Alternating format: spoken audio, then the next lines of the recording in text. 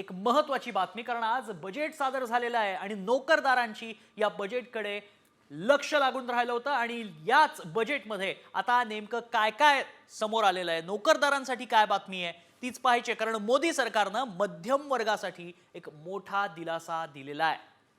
बजेटमध्ये 12 लाखांपर्यंतचं उत्पन्न आता करमुक्त करण्यात आलंय। अर्थमंत्री निर्मला सीतारामन सर्वसामान्यांचं लक्ष लागलेल्या टॅक्स बद्दल मोठी घोषणा त्यांनी केली। एखाद्या व्यक्तीने वार्षिक 12 लाख रुपयांपर्यंत कमाई केलीच तर त्याला 1 रुपयाचाही कर भरावा लागणार नाही, मात्र 12 लाख रुपयांपेक्षा 1 रुपयाही जास्त असेल तर मात्र कर भरावा लागेल। स्टँडर्ड डिडक्शन 75,000 रुपये ठेवण्यात आलंय, मात्र ही करमाफी केवळ नवीन कर प्रणाली निवडणाऱ्यांनाच लागू होणार आहे।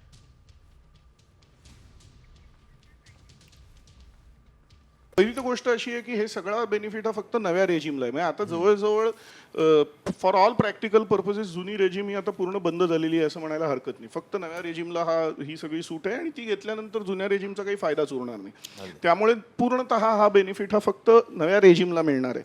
आता त्याच्यामध्ये सुद्धा जेव्हा हा नव्या रेजिमला फायदा मिळतो त्यावेळेला जुन्या रेजिमच्या तुलनेत असलेले जे बेनिफिट्स होते ते पूर्णपणे काढून घेतलेले आहेत। आणि नोकरदारांसाठी बातमी आहे, पण मात्र तुमचा वार्षिक पगार किती आहे आणि त्यावर किती कर भरावा लागणार आहे, सोप्या भाषेत अगदी पटकन समजून घेऊयात, बघूया चला। 12 ते 16 लाख रुपये उत्पन्न जर तुमचं असेल तर तुम्हाला 15% कर भरावा लागेल। 13 लाख रुपये पगार असेल तर 75,000 रुपये कर भरावा लागेल। 14 लाख रुपये पगार असल्यास 90,000चा कर भरावा लागेल। 15 लाख रुपयांचा पगार असेल तर 1,05,000 रुपये कर भरावा लागेल। 16 लाख रुपये पगार असलेल्यांना 1,20,000 रुपयांचा कर भरावा लागेल आणि 17 लाख रुपये पगार असलेल्यांना 1,40,000 रुपये कर भरावा लागेल। 18 लाख 1,60,000 कर, 19 लाख रुपये पगार असलेल्यांना 1,80,000 रुपयांचा कर भरावा लागेल। 20 लाख 2 लाख कर,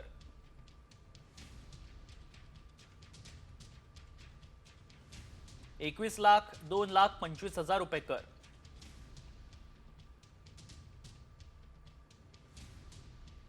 22 लाख 2.5 लाख रुपये कर,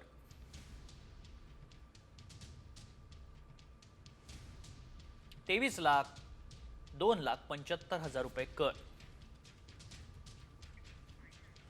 नव्या कर रचनेनं नोकरदार वर्गाचा कसा फायदा होणार आहे तेही पाहूयात, बघा समजून घेऊयात सोप्या भाषेमध्ये। उत्पन्न जर 8 लाख रुपये असेल तर फायदा होतोय 30,000चा। 11 लाख रुपये उत्पन्न असल्यास 65,000 रुपयाचा फायदा होईल। नव्या कर रचनेत 0% शून्य कर भरावा लागेल। 20 लाख 90,000, 2 लाख, 24 लाख 1,10,000, 3 लाख, 50 लाख 1,10,000, 10 लाख 80,000।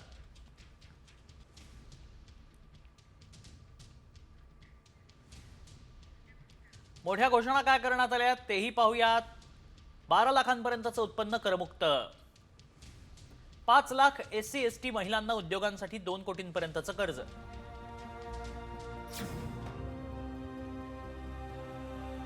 23 IIT मधील विद्यार्थी संख्या दुप्पट करणार,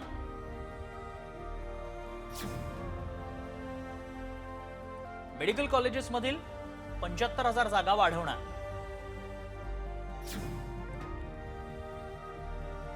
सरकारी शाळा आणि प्राथमिक आरोग्य केंद्र ब्रॉडबँडनं जोडली जाणार,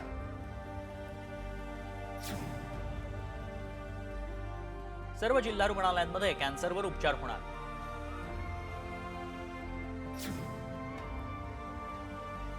कॅन्सर आणि जीवनावश्यक 36 औषधं स्वस्त होणार, शेतकऱ्यांच्या किसान क्रेडिट कार्डची मर्यादा 5 लाखांवर, उत्पादन वाढीसाठी कापूस उत्पादकता मिशनची स्थापना,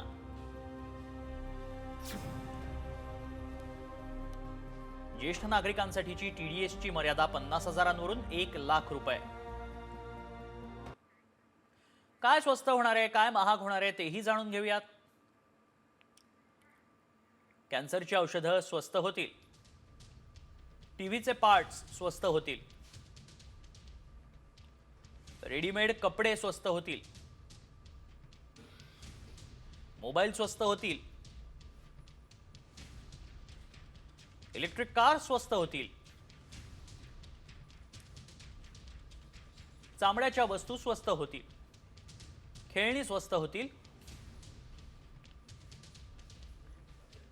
रेडीमेड कपडे स्वस्त होतील, मेडिकल उपकरणं स्वस्त होतील, इलेक्ट्रिक कार स्वस्त होतील.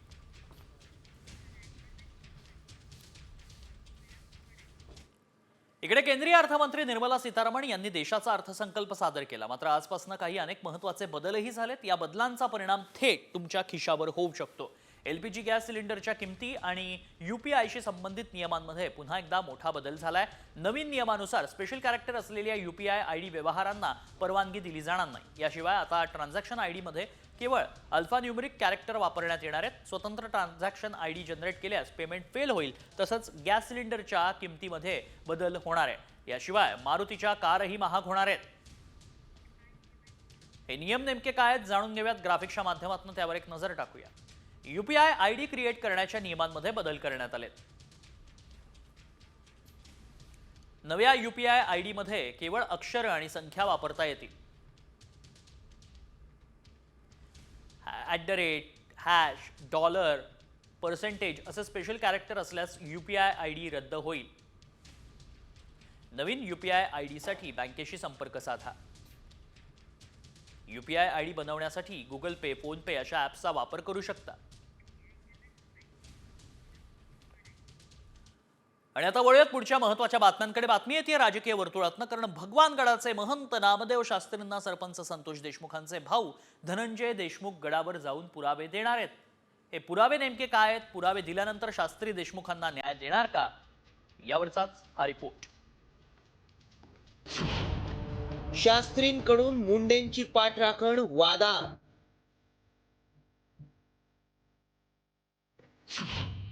देशमुख पुराव्यांसह भगवानगडावर जाणार.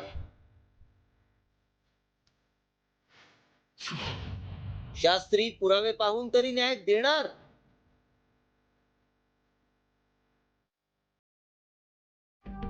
भगवानगडाचे महंत नामदेव शास्त्रींनी सरपंच हत्या प्रकरणी क्लीन चिट तर दिलीच, पण गुन्हेगारांची मानसिकता समजून घेण्याचा सल्ला देत एक प्रकारे त्यांचंही समर्थनच केलंय. त्यावरून महाराष्ट्रात वादळ उठलंय. तर संतोष देशमुखांचे भाऊ धनंजय देशमुखांनी शास्त्रींच्या वक्तव्यावर संताप व्यक्त केलाय. त्यानंतर शास्त्रींनी धनंजय देशमुखांना भेटीसाठी वेळ दिली असून धनंजय देशमुख थेट आता पुरावे घेऊनच गडावर जाणार आहेत.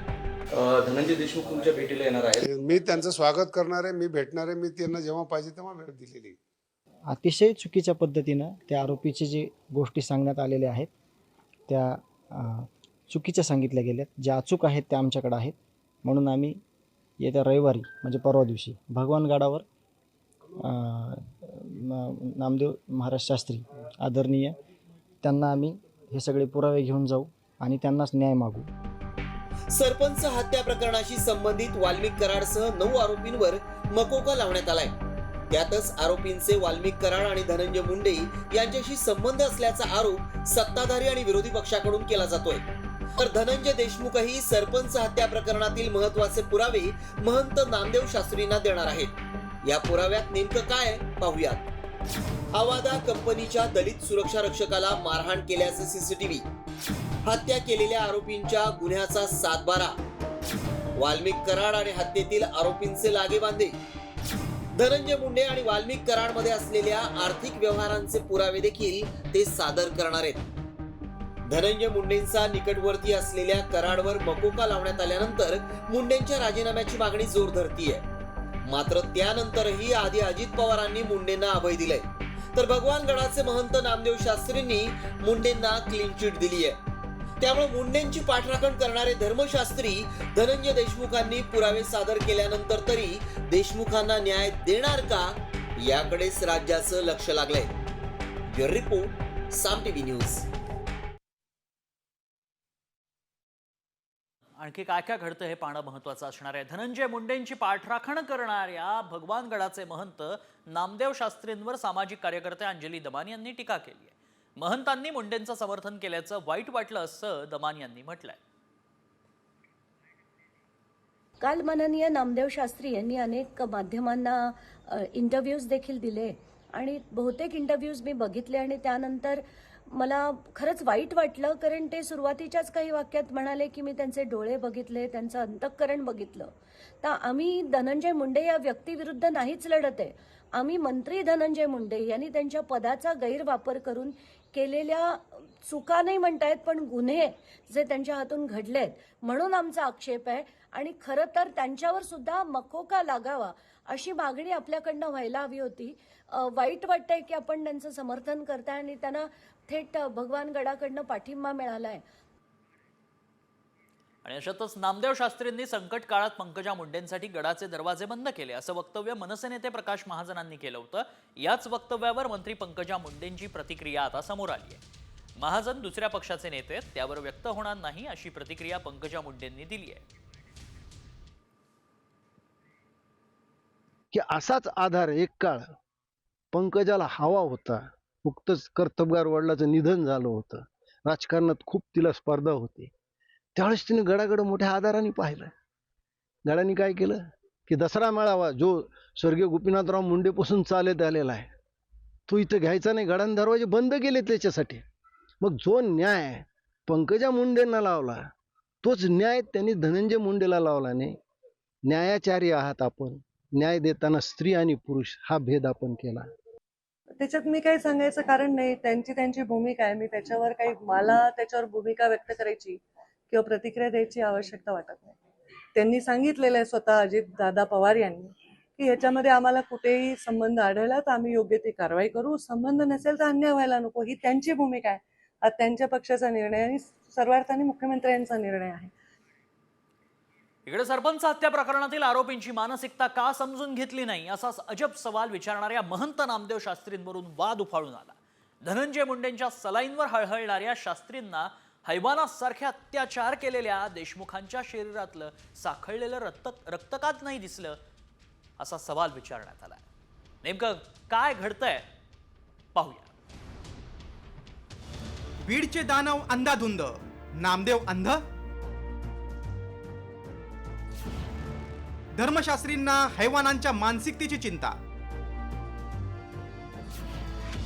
मुंडेंच्या सलाईंची चिंता, देशमुखांच्या खुनाचं काय?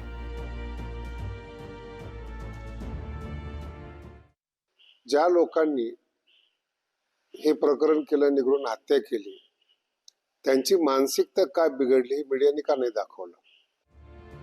सरपंच संतोष देशमुखांच्या निर्गुण हत्येनंतर 53 दिवसांनी भगवान गडाचे महंत नामदेव शास्त्रींनी अप्रत्यक्षपणे मारेकरांची पाठराखण केली.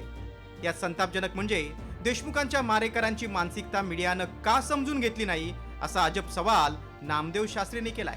तर संतांनी द्वेष आणि सूड यावर बोलायचं असतं असं म्हणत आव्हाडांनी टोला लगावलाय.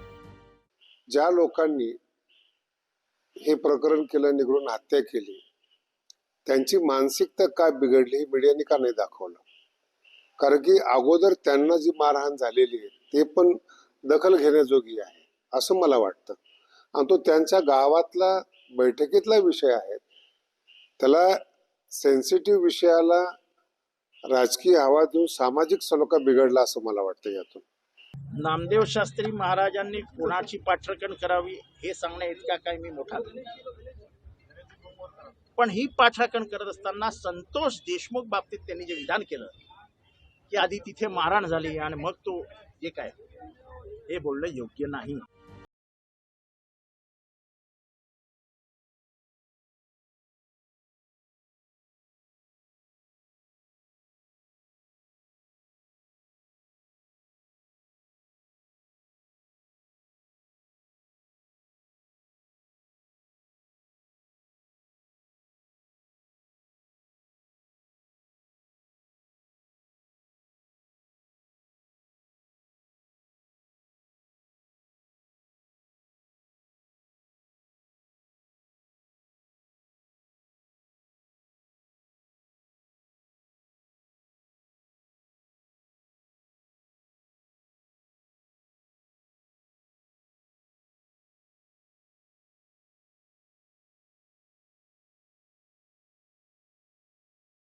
रक्त ते लिटोरं होतं, ते का दिसलं नाही असं नाही. असं नाही का, शेवटी संतोष भैया नाही आहे जगात. त्यांच्या माराचा रक्ताचा विचारसुद्धा तेवढंच करणं गरजेचं होतं, कारण ते सुद्धा गाव धोम्यगडाचं भगवानगडाचं भक्त गाव आहे. आणि अशांबद्दल आपली अशी भाषा ते योग्य वाटला नव्हता. काल धनंजयला बोलता बोलता ह्या गोष्टी बोललो की आमच्या क्षेत्रात इतका त्रास सहन करणारा असता तो मोठा संत झाला असता. कारण की एकदाच धनंजयवर ही पाळी आलेली नाही. घर फुटलं तेव्हा धनंजयने भरपूर सोचलेले. तिथून पुढं उंच उडान घेत असताना पुन्हा गेले 53 दिवसापासून त्याची मानसिक अवस्था किती आहे. जरी तो आज इथे आलेला आहे तर तुम्ही त्याच्या हाताला पहा, सलाईन लावलेला आहे. किती सहन करावं एखाद्या.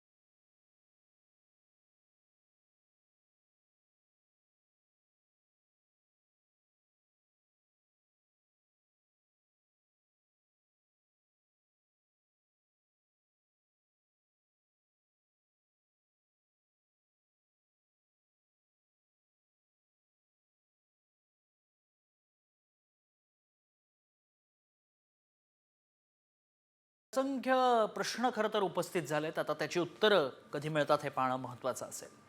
येवला शहर परिसरातील अवैध धंद्यांवरून छगन भुजबळ मात्र आक्रमक झाले. राज्यात इतर ठिकाणी काय चाललंय ते या ठिकाणी घडवायचंय नाही असं भुजबळांनी म्हटलंय. तर येवला तालुक्यात शांतता राहिली पाहिजे असं सांगत पोलीस अधिकाऱ्यांची कानउघडणी त्यांनी केली आहे.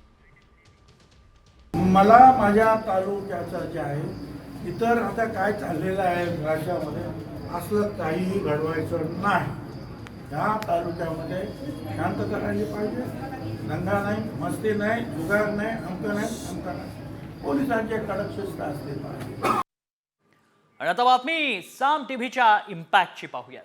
MPSC ऑडिओ क्लिप प्रकरणी पुणे पोलिसांच्या गुन्हे शाखेनं मोठी कारवाई केली. चाकणमधून दोघांना गुन्हे शाखेनं अटक केली. MPSC पूर्व परीक्षेच्या प्रश्नपत्रिका 40 लाख रुपयांना विकण्यात येत असल्याची धक्कादायक माहिती एका व्हायरल ऑडिओ क्लिपमधून पुढे आली होती. एका एजंटच्या संवादाची ऑडिओ क्लिप साम टीव्हीच्या हाती लागली. या एजंटनं किशोर बाळासाहेब जाधव या विद्यार्थ्याला फोन केला आणि MPSCची प्रश्नपत्रिका हवी असल्यास थेट 40 लाख रुपयांची मागणी केली होती. पुण्यातील काही वृत्तपत्रांनी अशा काही बातम्या देखील लावलेल्या होत्या की उमेदवारांना अज्ञात नंबरवरनं फोन कॉल येत आहेत आणि त्यामध्ये त्यांना तुम्हाला प्रश्नपत्रिका देतो, आम्हाला एवढ्या एवढ्या रकमेची जर का तुम्ही पैसे देण्याची कबुली दिली तर तुम्हाला आम्ही प्रश्नपत्रिका देऊ आणि मग तुम्ही तुमचं परीक्षेमध्ये जी निवड आहे ती निश्चित होईल. दीपक गायधणे आणि सुमित जाधव या दोन संशयितांना आम्ही ताब्यात घेतल्यावरती त्यांची विचारपूस केली आणि त्याच्यानंतर घडलेल्या प्रकाराबाबत पूर्ण माहिती त्यांच्याकडून प्राप्त झाली. आणि आता बातमी शिवसेनेतनं. कारण संजय शिरसाटांनी एक विधान केलंय, त्याची राजकीय वर्तुळात चर्चा होती आणि खळबळ देखील उडाली आहे. यामुळे दोन्ही शिवसेना पुन्हा एकत्र येणार असल्याची चर्चा रंगतीये. प्रत्येक शिवसैनिकाला वाटतं की दोन्ही शिवसेना एकत्र यायला हव्या, आता जोडण्याची वेळ आली आहे असं शिरसाटांनी एका मुलाखतीत म्हटलं होतं. मात्र आता त्यांनी घुमजाव केलाय, विधानाचा विपर्यास केल्याचं शिरसाट म्हणतात. मात्र गद्दारांशी जवळीक होणारच नसल्याचं विनायक राऊतांनी स्पष्ट केलंय. काल जे काही मी स्टेटमेंट दिलं त्याचा काही लोकांनी चुकीचा अर्थ सुद्धा काढायला सुरुवात केली. शिवसेना फुटूच नये या मताचे आम्ही होतो. त्याचं कारण असं आहे की जी शिवसेना एकत्रितपणे होती ती एक ताकद होती. म्हणून मी कितीही प्रयत्न केला काही जरी केलं तर आता हे एकत्र येणं शक्य होणार नाही असं माझं मत आहे. म्हणून माझ्या प्रयत्नाला काहीतरी कोणीतरी साथ देतील असं समजण्याचं काही कारण नाही. गद्दारांशी कधीच आम्ही जवळ करणार नाही. गद्दार आणि बेईमानी करून जे गेलेले आहेत शिवसेना पक्ष फोडून, त्यांच्याशी जवळीक करणं कदापि शक्य नाही.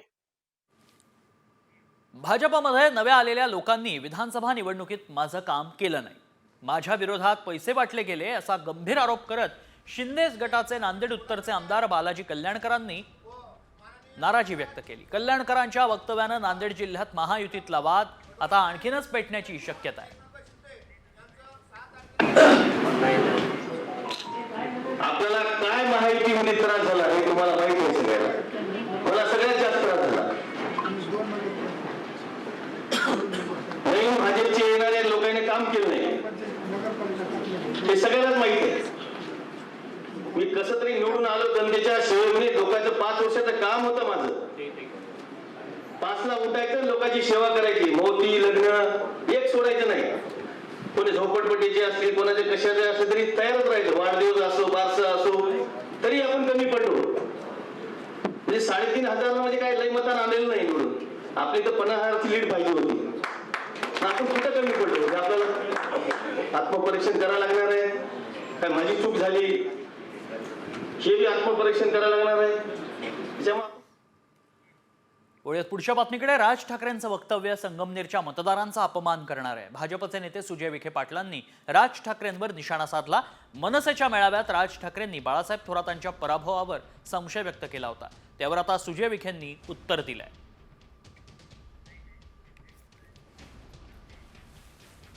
बाळासाहेब थोरात काँग्रेसचे नेते 7 वेळा आमदार झाले. 7 वेळा. ही 8वी टर्म होती त्यांची. 7 वेळा जो माणूस आमदार केला 70 ते 80 हजार मताधिक्याने निवडून यायचे ते बाळासाहेब थोरात या निवडणुकीमध्ये 10,000 मतांनी पराभव होतो. राजसाहेबांनी एकदा संगमनेर तालुक्यामध्ये आलं पाहिजे. किंबहुना त्यांना माहिती आहे का नाही मला माहित नाही संगमनेर तालुका कुठं आहे, तिथे लोकांच्या वेदना काय आहेत, लोकांच्या भावना काय आहेत. ज्या दिवशी राजसाहेब स्वतः संगमनेरमध्ये येऊन जनसामान्य माणसामध्ये मिसळतील तेव्हा त्यांना लक्षात येईल की परिवर्तन का झालंय. माननीय राजसाहेबांचं कालचं स्टेटमेंट हे संगमनेरच्या सर्वसामान्य गोरगरीब मतदारांचा अपमान आहे असं माझं स्पष्ट मत आहे. तर इकडे कोल्हापूरमध्ये समरजित घाटगेंनीच कागलमधील शासकीय जमिनी बेकायदेशीररित्या बळकावल्याचा आरोप मंत्री हसन मुश्रीफ करतायत. शहरातील शाहू हॉलसह जनावरांचा दवाखाना आणि जुन्या तहसीलदार कार्यालयाची जागा घाटगेंनी नावावर केल्याचा दावा मुश्रीफांनी केलाय. तर हा जो शाहू आहे हा कागल नगरपालिकेच्या नावावर आहे. त्यांच्या नावावर झालाच कसा? म्हणजे हा त्यांच्या काय जुना त्यांनी दिलेला जरी असला तरी जागा कलेक्टर नगरपालिकेला हस्तांतरित केलेली होती. आपण तिथं हॉल बांधलेला होता. हे ते नावावर करताना लाज कशी वाटली नाही? नंतर पुढं जे जनावरांचा दवाखाना आहे तो जिल्हा परिषद नावावर आहे, तो यांच्या नावावर झाला. तहसील ऑफिस माळावर गेल्यानंतर ती जुनं असं कोण मागत नाही. मागितलं असतं धनगरांनी काय करायचं शाहू महाराज असते तर. आणि आता एक फिल्म